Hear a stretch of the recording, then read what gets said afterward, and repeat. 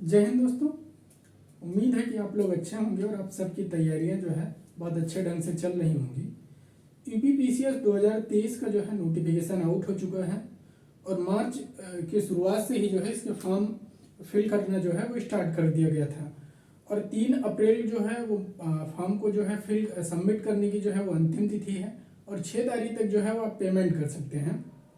यानी 6 तारीख तक जो है यूपीपीसीएस प्री 2023 के लिए जो है जो फॉर्म फिल करना है उसकी प्रक्रिया कंप्लीट हो जाएगी। इसके बाद आने वाले समय में इसके पेपर का जो है आयोजन किया जाना है।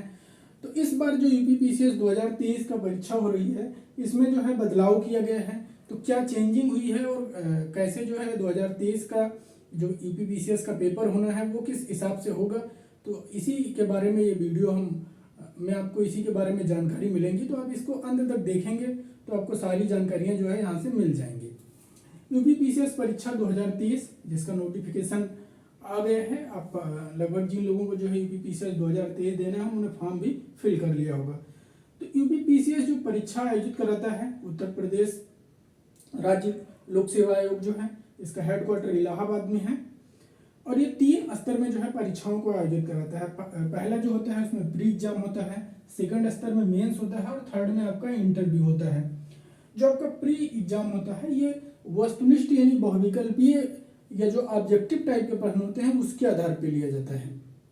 जो आपका मेंस एग्जाम होता है ये आपका डिस्क्रिप्टिव होता है यानी लिखित पेपर होता है और जो इंटरव्यू होता है ये मौखिक होता है, अर्थात साक्षात्कार जो है आप बोर्ड के सामने जाएंगे। जो यूपीपीसीएस साक्षात्कार का बोर्ड होता है उसके सामने आप का जो है वो साक्षात्कार लिया जाएगा। तो इसी के आधार पे जो है यूपीपीसीएस में जो है वो चयन किया जाता है। तो पहला हम प्री को देखते हैं। प्री में कोई बदलाव नहीं किया गया है। प्री में जो है 2 पेपर होते थे जिसमें आपका एक पहला पेपर फर्स्ट होता था, एक पेपर सेकंड होता था। पेपर फर्स्ट जो है वो जीएस का होता था जिसमें आपके जीएस के सारे सब्जेक्ट आते थे, चाहे इतिहास हो, भूगोल हो, संविधान हो, अर्थशास्त्र हो, विज्ञान से है या फिर अंतर्राष्ट्रीय और राष्ट्रीय संबंध को लेके आता है, करंट अफेयर्स आपका होता है। इन सब को लेके जो है वो 150 क्वेश्चन आपका आता है और ये 200 मार्क का होता है। यानी 200 नंबर का जो है 150 क्वेश्चन 200 नंबर का आएगा। जो आपको टाइमिंग मिलती है 2 घंटे की मिलती है इस पेपर को करने के लिए। इसके तुरंत बाद उसी दिन जो है वो शाम को सेकंड पेपर का आयोजन होता है जिसको सीसेट के नाम से जानते हैं। इसमें 100 क्वेश्चन आते हैं, 200 नंबर का होता है। इसमें भी टाइम जो है आपको 2 घंटे का दिया जाता है।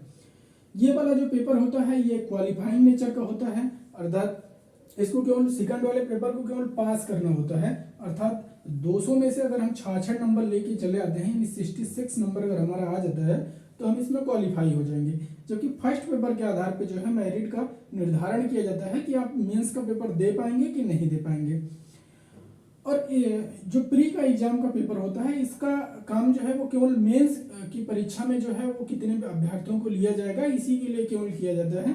बाकी फाइनल चयन जो होता है, अंतिम चयन की जो सूची जारी की जाती है उसमें प्री परीक्षा के एग्जाम को जो है के नंबर को जो है वो नहीं जोड़ा जाता है। तो प्री का पेपर होता है यानी 1 और सेकंड जो है, फिर आप एक निश्चित कट ऑफ जाती है और जितना भी अगर उस कट ऑफ को आप जो है विभिन्न कैटेगरियों के लिए जो है विभिन्न कट ऑफ मार्क होते हैं। अब उनको अगर क्वालिफाई करते हैं तो आपको जो है मेंस के लिए जो है वो बुलावा आपको भेजा जाता है, यानी आपका कॉल लेटर इशू कर दिया जाता है। जो मेंस का पेपर होता है इसमें टोटल 8 पेपर होते हैं और ये आपके जो है वो लिखित होते हैं, यानी डिस्क्रिप्टिव टाइप के होते हैं। आपको उत्तर लिखना पड़ता है पूरा, जैसे आप हाई स्कूल के पेपरों में जो है या फिर इंटरमीडिएट या फिर ग्रेजुएशन में जो है आंसर राइटिंग करते थे, ठीक उसी प्रकार से यहाँ भी करना पड़ता है।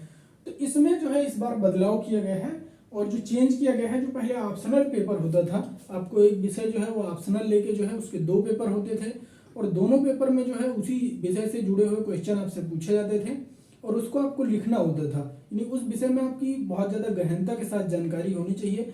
अब इस ऑप्शनल पेपर को जो है इसमें हटा दिया गया है, बल्कि उसके आधार पर टोटल 8 पेपर आपके आयोजित किए जाएंगे। पहले भी ऐसा होता था लेकिन जो इसमें चेंज किया गया है वो भी आपको लास्ट में पता चलेगा। पहला पेपर जो होगा वो सामान्य हिंदी का होगा, यानी हिंदी से जुड़े हुए जो क्वेश्चन आएंगे उसमें आपके चाहे संधि हो, समास हो या फिर इसके अलावा पत्र लेखन से क्वेश्चन आता है, संक्षेपण से आता है, सारांश लेखन से आता है। तो इन सब चीज़ों से जुड़ा हुआ जो है जो हिंदी ग्रामर या फिर सामान्य हिंदी का जो सिलेबस होता है, चाहे उपसर्ग हो या फिर प्रत्यय हो, संधि समास, इन सब को लेके जो है इनसे क्वेश्चन आपका आता है, इनसे जुड़े हुए जो है। और हिंदी से और जो है वो डिटेल में लेके जो है क्वेश्चन पूछता है, यानी हिंदी से। सेकंड जो आपका पेपर होता है हिंदी, सामान्य हिंदी का जो पेपर होता है वो 150 नंबर का होता है और टाइम इसमें भी आपको 3 घंटे का दिया जाएगा। दूसरा पेपर जो होता है वो निबंध का होता है, यानी एस्से राइटिंग का होता है, जिसमें आपको तत्कालीन मुद्दों को लेकर जो है चर्चित मुद्दे होते हैं या फिर इसके अलावा जो भी मुद्दे आपको मिलते हैं उस पर आपको जो है निबंध लिखना होता है। इसके लिए भी 150 क्वेश्चन आपको दिया 150 नंबर का जो है ये भी होता है। इसके बाद जीएस के जो है वो आपके पोर्शन स्टार्ट हो जाते हैं, जिसमें जीएस जो फर्स्ट पेपर होता है ये 200 नंबर का होता है, टाइम आपको 3 घंटे इसमें भी दिया जाएगा। जो फोर्थ पेपर होगा ये जीएस सेकंड पेपर होगा, इसमें भी 200 नंबर का होगा, 3 घंटे का समय इसमें भी दिया जाएगा। जीएस जो थर्ड पेपर होगा इसमें ये भी 200 नंबर का होगा और ये भी टाइम 3 घंटे का होगा। और जीएस का जो फोर्थ पेपर चौथा पेपर होगा वो भी 200 नंबर का होगा और इसमें भी टाइम 3 घंटे का दिया जाएगा। यानी ये जो 6 पेपर आपके हैं इसमें कोई परिवर्तन नहीं किया गया है, जब जैसे पहले होते थे ऐसे अब भी इनका आयोजन किया जाएगा। लेकिन ये जो पेपर 5वां और जीएस पेपर 5 और जीएस पेपर 6 जो रखा गया है इसके स्थान पे पहले जो है ऑप्शनल पेपर 1 ऑप्शनल पेपर 2 हुआ करता था, लेकिन अब ऑप्शनल जो विषय था उसको यूपीपीसीएस आयोग के द्वारा जो है वो हटा दिया गया है, जो उत्तर प्रदेश राज्य लोक सेवा आयोग है उसके द्वारा हटा दिया गया है।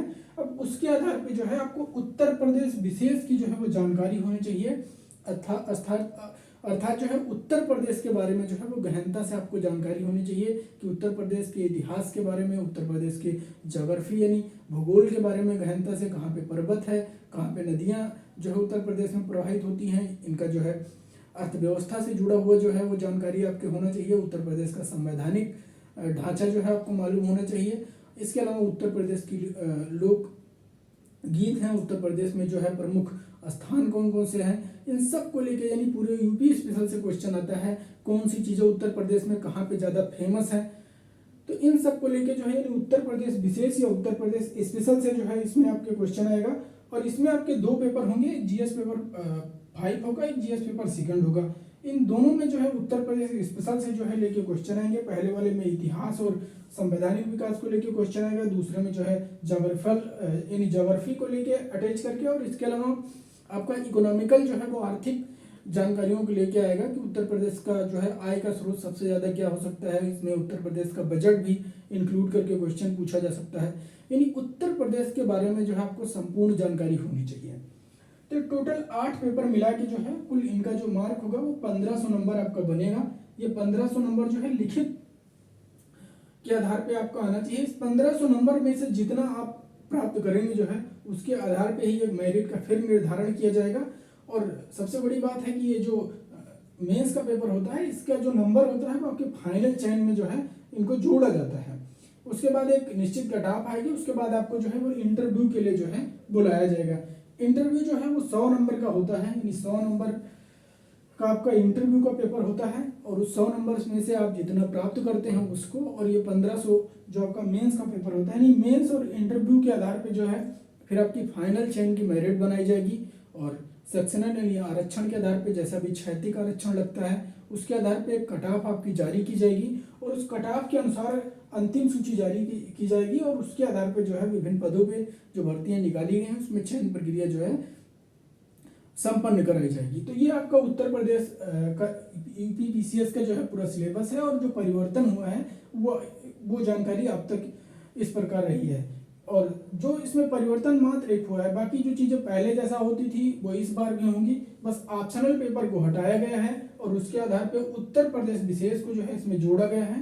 तो ये है यूपीपीसीएस 2023 का जो है न्यू पेपर पैटर्न जो है। तो उम्मीद है कि ये जानकारी आपको अच्छी लगी होगी। आप हमारे इस वीडियो को लाइक करिएगा और चैनल को सब्सक्राइब करिएगा। धन्यवाद।